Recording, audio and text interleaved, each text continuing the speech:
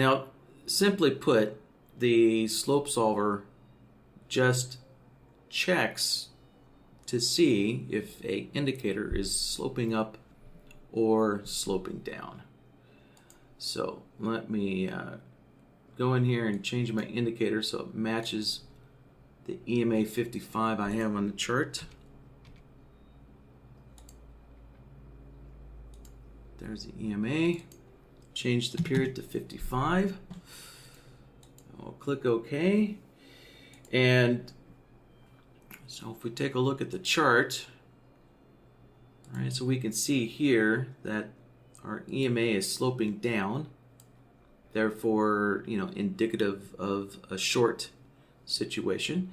And so BloodHound is giving us, right, this red output for a short output. And, simply enough, as soon as the indicator starts sloping back up, then, we're getting a long output here, right? And a long output because the moving average is sloping up, which is indicative of, of a long trend. So that's the basics of what it does. Now there are some other features here, and let me just find an example on the chart. All right. Let's kind of use this area right here as my example. So you see where the moving average looks like it's kind of flattening out there, right? So you can filter those flat areas out simply by using these minimum and maximum slopes here.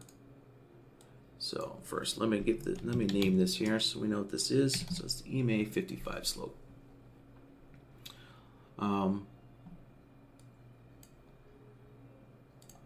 right. So when you're looking for a slope, there's no such thing as measuring degrees on a chart. A chart doesn't have degrees because what looks like, let's say this looks like this is 45 degrees here approximately. It looks like that now, but not if I do that. Now that is clearly not 45 degrees anymore. So charts can't be measured in degrees. They're measured in ticks or points. All right, basically the slope, the slope of an indicator is measured in how high it moves from one bar to the next bar, right? That's all you can measure. It's just the vertical height. So, in ticks, because ticks is an absolute value, but you can see that, on the chart, if you have a lot of volatility on the chart, well, it just shrinks your chart, and therefore 45 degrees is no longer 45 degrees. But a tick is still a tick on your chart, no matter what the scaling is, no matter what your Y scaling is. So ticks, so slopes are measured in ticks or points here. And typically what I would say is, you want to start off with about a half a tick on most instruments. And once again, the tick slope size also depends on the instrument. So the ES actually has less ticks, whereas oil or something like the 6E has a lot more ticks per points, and so therefore you'll get different slope measurements depending on how big or how small the tick size is. So just to kind of start off, I'd say a good starting point is to start off with half a tick. That's kind of a good ballpark there. So if we put half a tick in both of those, and we can see we filtered out all of this area. Actually, we filtered out quite a bit. So half a tick is actually might be a little too much. But of course, it just depends on your system rules. Maybe your system rules do require a really steep looking moving average, you know, in which half a tick might work out good for you. And this is on the ES.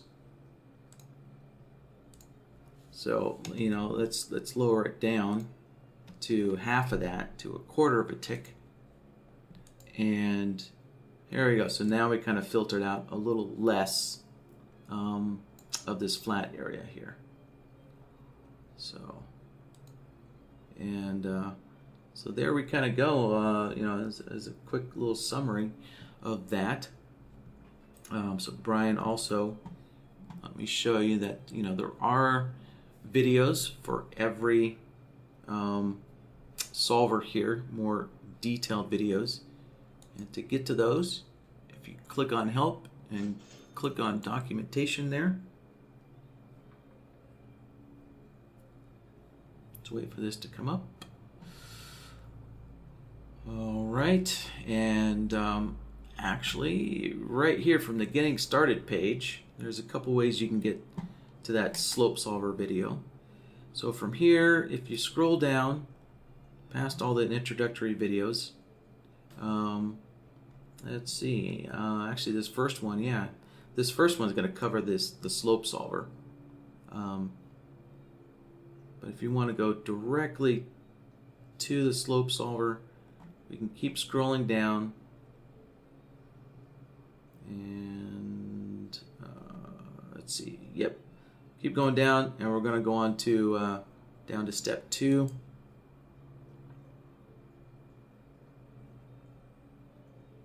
All right, here we go, the in-depth videos. And let's see, the first one is not the slope solver, and not the second one. Let's see, here we go. So the third video down, right here, indicator slope. So if you watch this video right here, that'll cover the slope solver for you in depth. Also, if you look at the side menu here, you notice the side menu, it has all the solvers on it.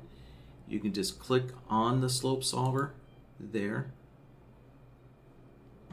And then on here, there's a video. So there you go. Once again, there's a direct link to the video.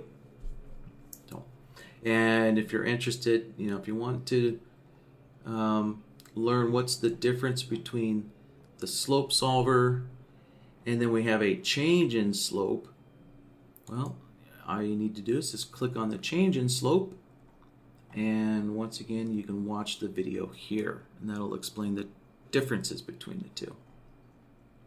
So, all right, Brian, I hope that gets you going. All right, yeah, so Brian would like to see how we use the slope solver with the stochastics. Okay.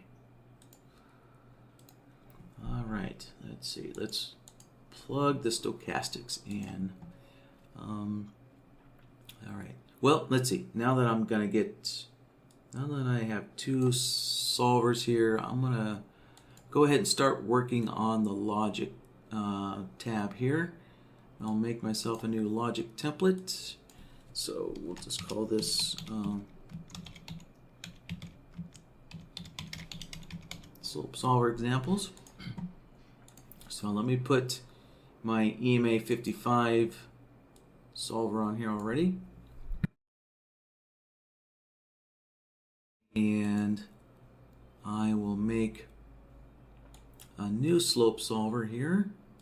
Grab a new one. Let's plug that in. And this one I'll set it to the stochastics. All right, let's switch our indicator over. Let's go find the stochastics. All right, I'm just going to use the default 714 settings here. And we'll look at the slower D line there. That's what I have on my chart, is the D line. And here we go. I already have the stochastics on my chart. Right, simple enough. So we can see right here the stochastics is sloping down. And so we're getting a short output. And of course, whenever the stochastic is sloping up, we're getting a long output there. So, and let's say you have a reversal system, right? So you're trying to predict reversal points, in which case you might be looking for a down sloping indicator. You're looking for an indicator that's sloping down, but you're looking for a long trade signal when your indicator is sloping down like that. So what you can do is you can reverse your outputs. So you see how you have this output against direction? These are all set to 0. Those are all off. Then you have an output in direction, and you can see this one has an on. It has a 1, which is on. So if you need to reverse these outputs like this, we'll set these to 0, set the in direction to 0, and against direction we'll set that to 1. And now you can see when the indicator is sloping down, it now has a long output. So if you're looking for a down sloping indicator in preparation for a long signal, you probably will want to reverse the solver's output like this. All right, I'll just put those back like so. Okay. All right, there you go, Brian. All right, I got a question from Bob here. We're going to go back to the slope solvers. So I guess, Bob, you'd like to see an output when a indicator is flat, I take it. Let's go, oops. Let's go back here. There we go. Let's go back to our slope examples. All right, so let's see. Let's find, let's connect our EMA back in here. So we're looking at the EMA again. So, all right, yeah, Bob would like to see an output when the indicator is flat. So basically, where the racing stripes are black, right, where there's no output here, or there's no racing stripes, basically, kind of like in this area where there's no output, he would like to see the opposite of that to detect those flat areas. All right, so let me make a copy of this since I'm using the EMA 55. Make a copy of that, and we'll name this here. We'll call it flat slope, and we'll put that on the board. All right, we'll plug that in. And let's see, there's a couple ways we can do this. So there's one thing here that we can turn on. This is value at slope 0. So this is basically, this is an absolute flat slope. Like 0.000000 flat slope, right? Going out many decimal points. So we'll definitely want to turn that on. And actually, no, sorry, we don't want to turn that on. Yeah, not for this particular case here. But what I am going to do is I'm going to turn on the against direction. Turn on the against direction, all right?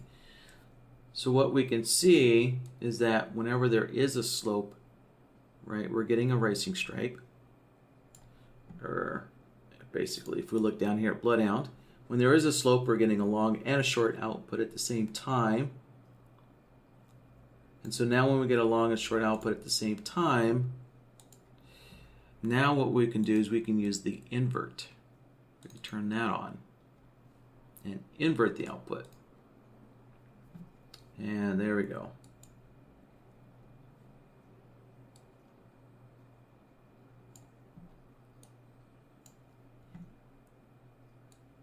So now when there is a slope, there's no output. and now when the slope is kind of flattish, then there will be an output.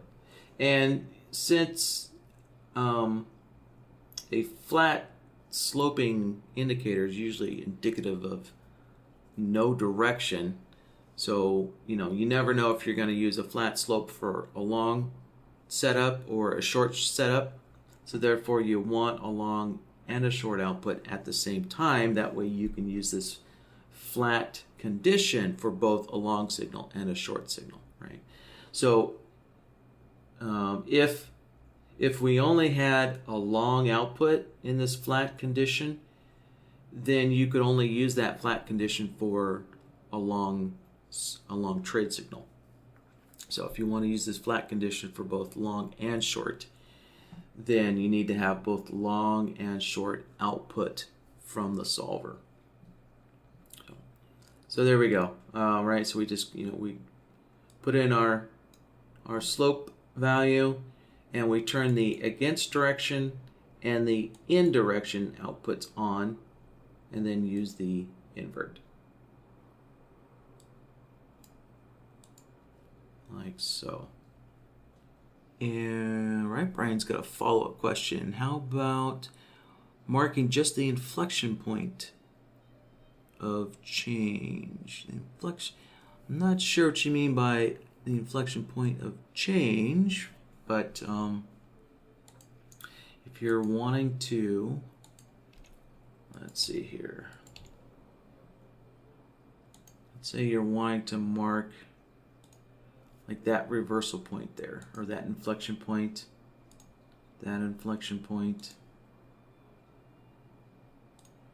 right? Oop. That one.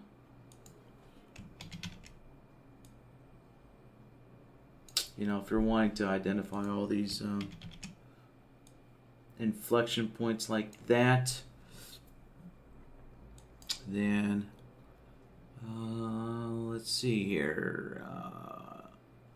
How about if I make, this is not a slope solver example, so let me make a new logic template here.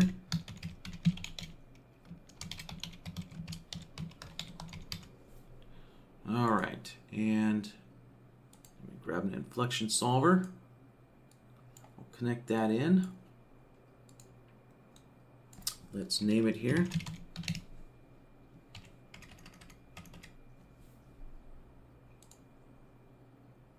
And let's go change our indicator to the stochastics. All right, there it is. Yeah, once again, 714 settings, and we'll look at the D. Switch that, and there we go. So always keep in mind that an inflection always takes place after the reversal point, right? Because it's never a reversal point until one bar afterwards. Surprisingly, some people think that you can detect the reversal point before it actually reverses, but no, you have to wait until the indicator actually turns the other direction to get it. So there we go. Just like that. All right, so there we go, Brian. Does that answer your question? Is that what you're looking for? Okay, great. I guess I'll cover some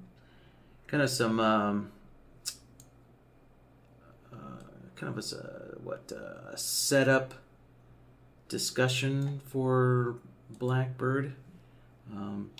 So this would get into some advanced stuff, but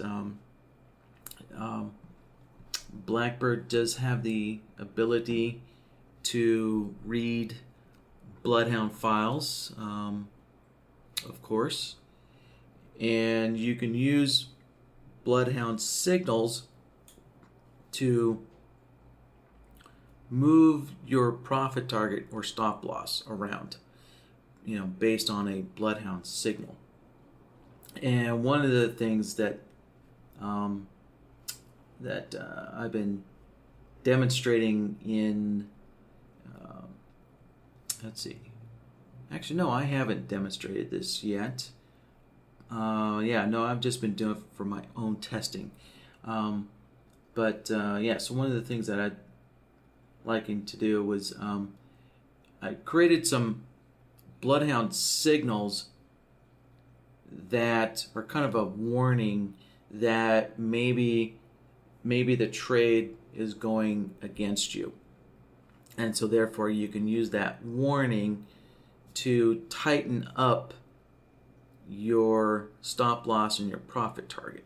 You know, basically hoping to either minimize your losses or get out of the trade early with a little bit of profit, you know. So let me kind of set an example up here. And this might be helpful just for, you know, just for you BloodHound users. So again, this is not a trade signal, it's a warning signal that, you know, maybe you know, a warning signal that, you know, price might be going against you. So let's see here. I'm gonna switch over to oil. I think oil will give me a smoother moving average. That's kind of what I'm looking for, is a little smoother moving average here. Yeah, let me try something else here.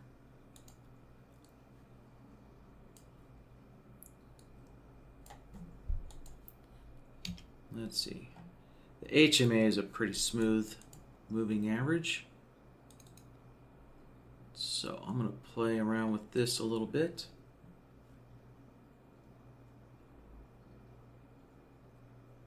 Yep, that looks good. All right.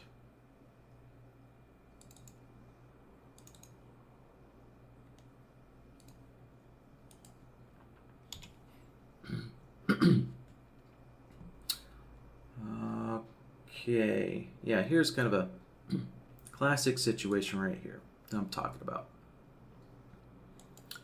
And right there. So this is a nice downtrend. And then price pulls back. And you see how, let's see, how many bars we have here. We've got, yeah, approximately 2 bars there where the HMA turns against us here, right? So that could be a warning that, you know, that price, price might be changing direction. It's just a warning, you know, nothing's an absolute. And then clearly over here, you know, this warning definitely was correct as price made a huge retracement right back to our EMA here. So in preparation for BlackBird, kind of creating some warning signals from BloodHound could be cool to use and play around with in BlackBird here. So let's so I'll go through and just kind of make some warning signals here.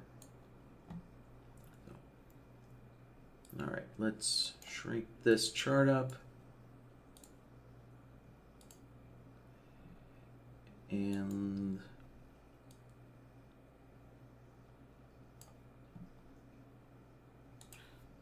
all right, I'll make a new logic template here. And let's see, what should we call this?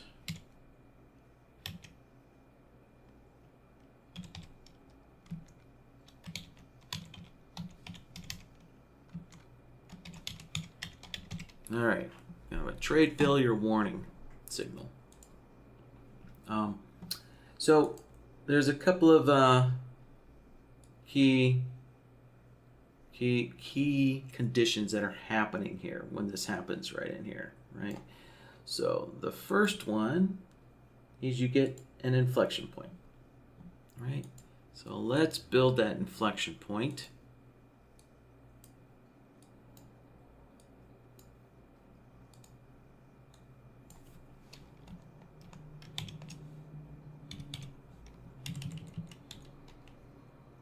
Okay, we got a name in there, so let's change the indicator over now.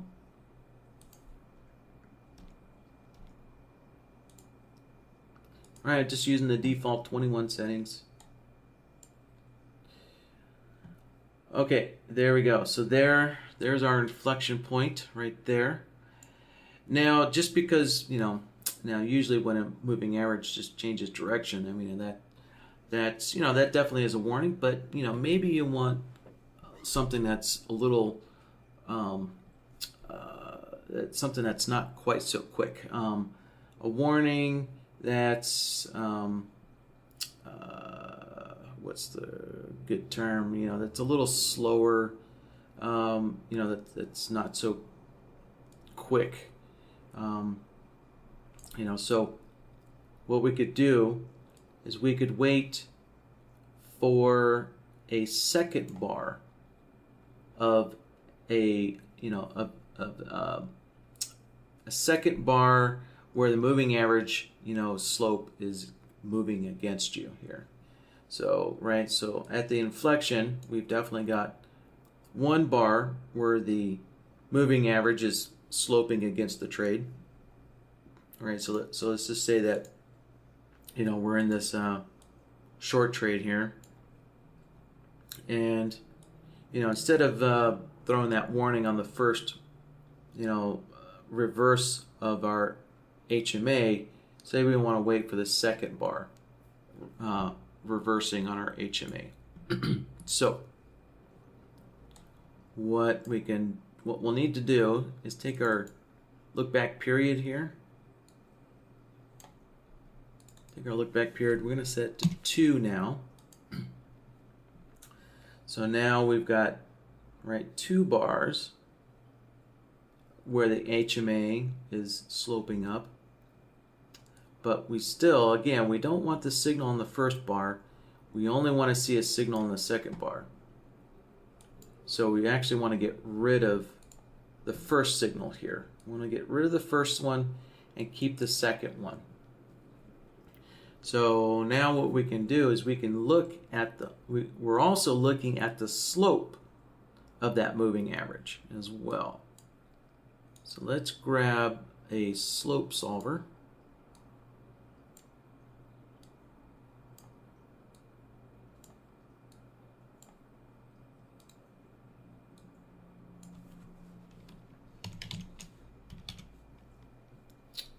Right, and switch our indicator over.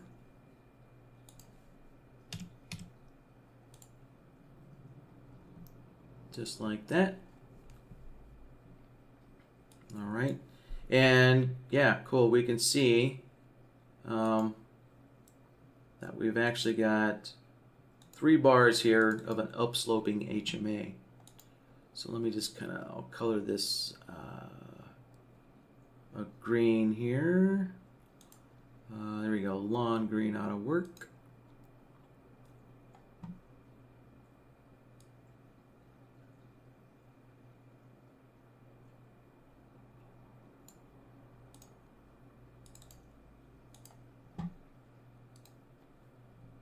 All right, so there we go. So I've kind of marked the 3 bars in which we have a upsloping HMA. And remember again, where I put the arrow, we want that warning signal on the second upsloping bar of the HMA there. So what we can do, let's see, and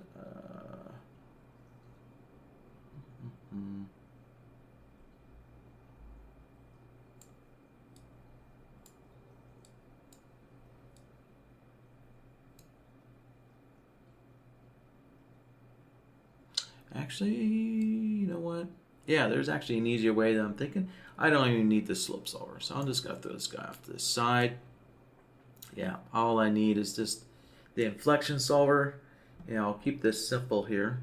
And actually, I'm going to change this to 3 because I do know, right? I do know that I've got 3 bars where the HMA is sloping up. And you'll notice when the HMA slopes back down that it's going to flip, right? It's flipping down and it's giving us a short output. So since we're using an inflection solver, this look back period can only go as far as the next inflection point. So let me say, for example, let me up this to 6 to give an example. All right, so I have our look back set to 6. But you notice here that for this little short, inflection point here, since it only had 3 bars of an up-sloping HMA, as soon as the HMA reversed back down, the long output turned off and it switched over to a short. And so now, right, we have a reversal point down, and we had 5 bars of that. So if you count that, we have 5 bars of that. And then on the 6th bar, it reversed up. But the short turned off when the HMA reversed up on us. The short turned off and the longs turned back on because it reversed up. And then we got 6 bars of a long output because the HMA kept sloping up. All right, so you'll notice how the inflection solver doesn't have a long and a short output on the same bar, right? So basically, whenever the indicator reverses on you, then the output turns off and the opposite output turns back on. All right. Let's see here. Yeah, once again, right? A quick little, reversal on our HMA here. We only got 2 bars of an upslope, and then it reversed back down. We can see the long turned off and the shorts turned back on. Right. So the inflection solver is kind of great for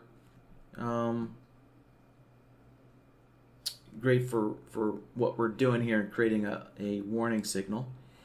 And okay, so now what we're looking for, so once again, let's get back to looking for that second bar. So we're looking for that second bar here. So now we can just go to a look back like so.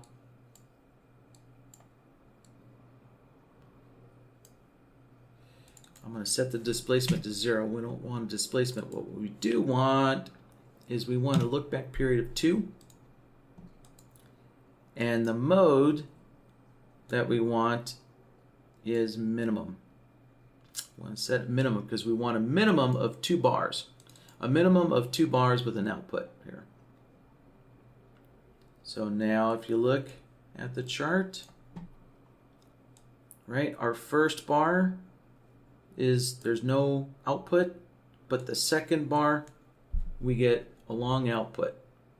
So this long output, we can use that as a warning against, a short trade here.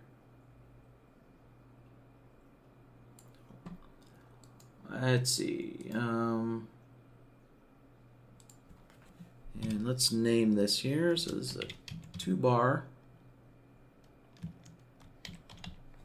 minimum for our look back. And let's say we want to use even a little more conservative approach to our warning. So let's say we want our warning to be a 3 bar minimum. And we can create that too. We can create that as well. And then we have kind of two warning signals here that that you can play with. See which one you like. And so now going on. All right, so there we go. So now on the third bar, we get a little warning here. So.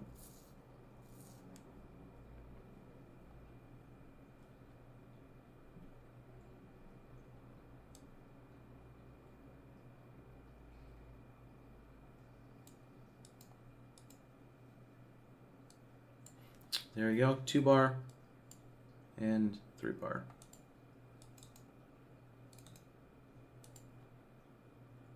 Oh, let's see. Oh, I'm looking at the wrong one. There we go. Sorry. Let me see. Let's put it on 3 bar, 3 bar. There we go. That's stuck on average. And I want minimum. There we go. All right. And so there you go. It's kind of a, you know, a little warning signal there. And you can plug these warning signals into BlackBird, and you can use that signal to move a profit target or a stop loss around, or both as well. So just kind of some preparation, but at the same time, you know, you could just use this, you know, use this in your own discretionary trading here. So let's see.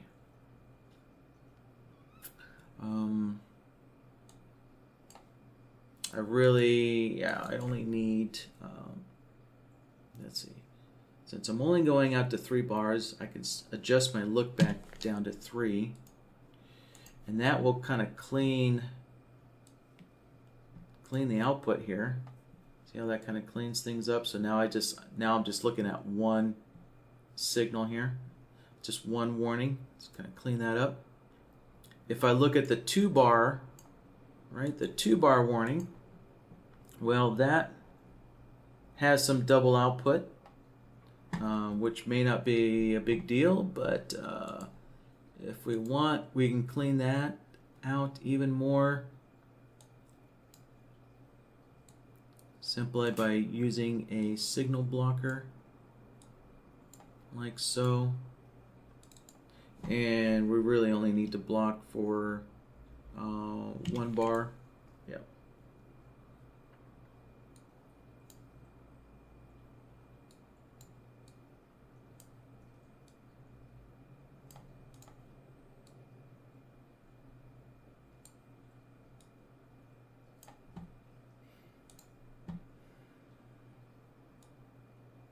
So there we go. Kind of looking at this, right? So if we, you know, if we were in a short trade there, right? We had a little price retracement and a little warning there, firing off, and that's on the 2 bar warning. So maybe if the 2 bar warning is too liberal, you might want to go a little more conservative and use the 3 bar warning. And we can see that the 3 bar warning didn't have a warning here. No, you know, no warning there.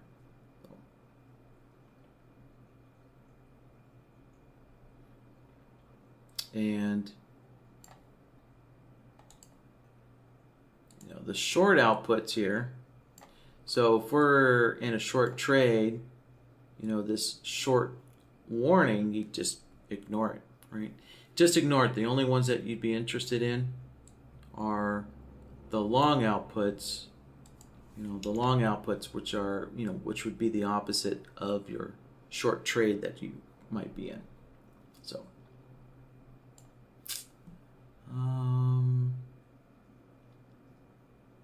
yeah, all right. You could also take these signals and filter them based, you know, based on some other moving average. So, you know, if you really want to clean this up even more, so say for example, you know, since our EMA is sloping down, let's say you wanted to filter out these short warnings, which would be for a long trade, but you know, but let's just say, you know, our EMA is telling us that, you know, we're looking for short trades. And so therefore, you know, if the EMA is sloping down, there's no need for these long trade warnings here, right? So these short output would be a warning for a long trade. You know, we only want to keep these long signals when our EMA is down because we're only looking for short trades. As long as that EMA is down, then yeah, there's a way we can do that.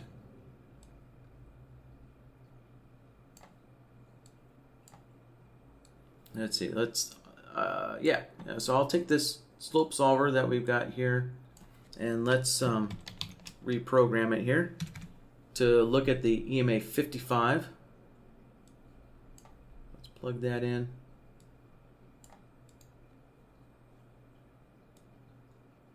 Shrink this up. Wow. Really gotta, there we go.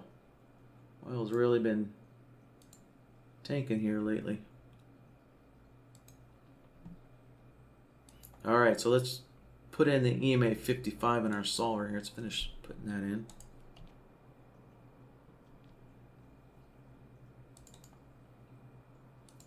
Alright, change our period. Oops.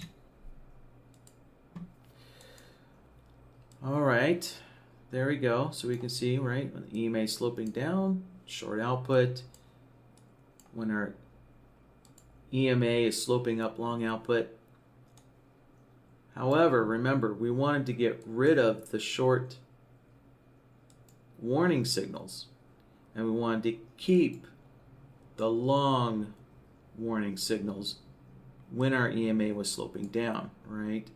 So we're getting the opposite output that we want. So when our EMA is sloping down, we actually want a long output because we want to keep the long warning signals. All right, so let's look at our warning signals again. So we want to keep the long warning signals here. And we want to get rid of the short.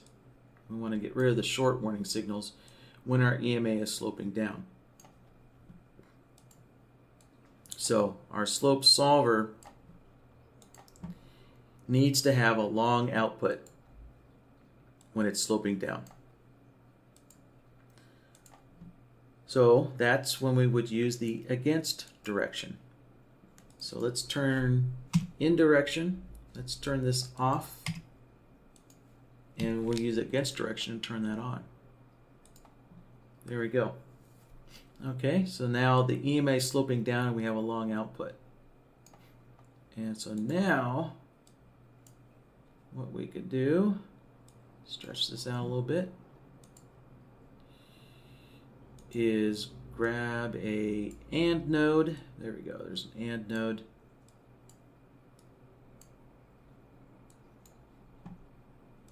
Let's take a look here.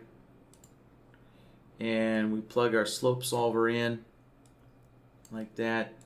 And now there we go. All those short warning signals disappeared. And we kept the long ones. And I'm going to need one more AND node. Let's see. Let's rename this here.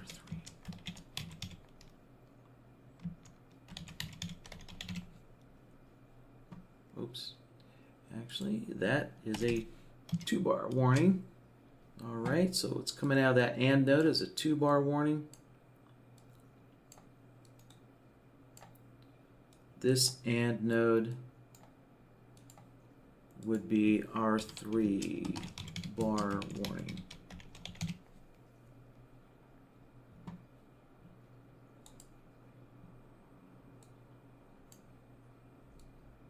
There we go. So now our warning signals are even filtered out even more, even a little bit more, based on some, moving average that you might be using, in your trading. So, all right.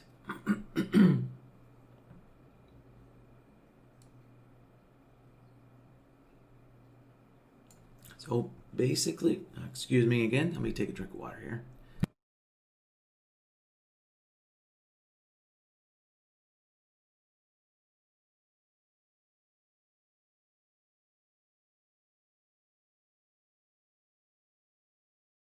That's it. That was kind of the setup there for warning signals. And then once we get the BlackBird Workshops going, I will introduce this again in some later workshops once we get into some advanced stuff later on down the road. So, all right. Yeah.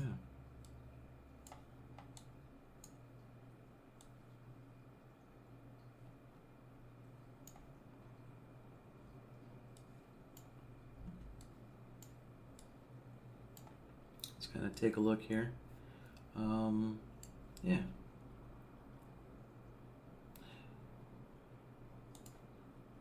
So that ended up being a good warning. You know, these others weren't warnings, but you know, you can see that prices, you know, prices, these are up bars, so price is going in the correct direction. You know, so just remember, that's all they are. They're just warnings. So, you know, I think they're kind of warnings that just tell you, you know, that, for example, you know, if you, you know, let's say you got into a long trade there somehow, and you know, you might have had a stop loss down here, and so if you see this warning, you know, all that's telling you is, hey, you know, move your stop loss up, you know, so that way you minimize any kind of loss there, right? That's basically kind of all it is. Or, you know, even possibly if you had a profit target up here,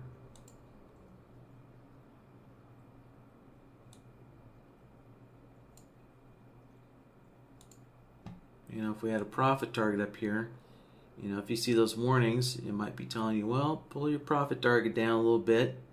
You might want to get out sooner.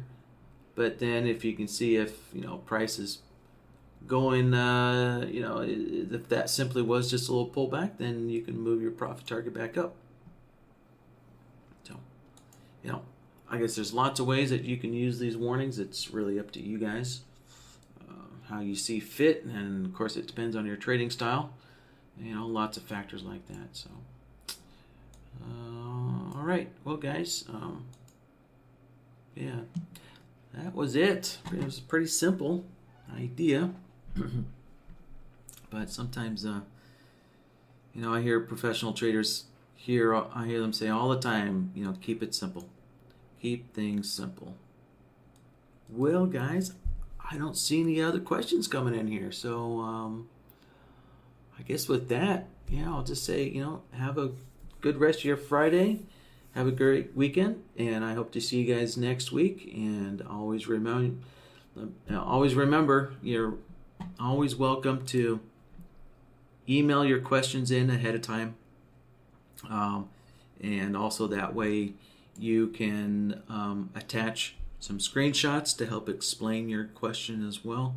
So I always appreciate those. And then yeah, when you email your question in, you'll be, you know, one of the first ones in line to get your question answered. All right, well, guys, with that, thank you and have a great weekend. See you next week. Bye-bye, guys.